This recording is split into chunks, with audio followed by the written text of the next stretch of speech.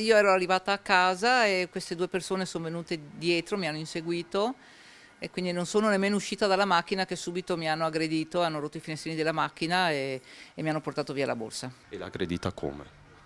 Aveva in mano, non so se un cacciavite, qua mi ha tagliato e di qua invece forse mi ha dato un pugno. Questo è il racconto di Maria Cristina, titolare di una tabaccheria di Cessalto ai nostri microfoni. Il pedinamento dall'uscita del lavoro fino a casa, poi la violenta aggressione. Maria Cristina è stata una delle numerose vittime della banda di criminali ora rintracciati, denunciati e arrestati dai carabinieri del nucleo operativo del Comando di Venezia in collaborazione con le stazioni locali. I criminali erano soliti mettere a segno i loro spietati colpi al calar del sole, bersagli prediletti, i titolari di attività commerciali più o meno grandi e per lo più donne. A Oderzo avevano fatto esplodere la cassa continua di un supermercato per poi darsi alla fuga.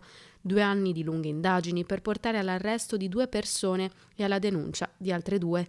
Un modus operandi reiterato e spregiudicato, quello del gruppo criminale che tra il 2022 e il 2023 aveva terrorizzato le province di Venezia e Treviso. I 4 uomini, tutti tra i 30 e i 50 anni, non esitavano a sferrare pugni e fendenti con oggetti contundenti alle vittime che tentavano di opporre resistenza. In un'occasione era stata utilizzata anche la punta di un trapano, mentre in un'altra erano arrivati ad investire con l'auto una delle loro vittime per assicurarsi la fuga e dunque la refurtiva. Nessuno scrupolo nemmeno quando la sera del 16 gennaio 2023 a Torre di Mosto, nel Veneziano, avevano rubato l'incasso della giornata al responsabile di un supermercato ottenuto dopo un violento pestaggio a colpi di bastone e di un oggetto simile ad una pistola.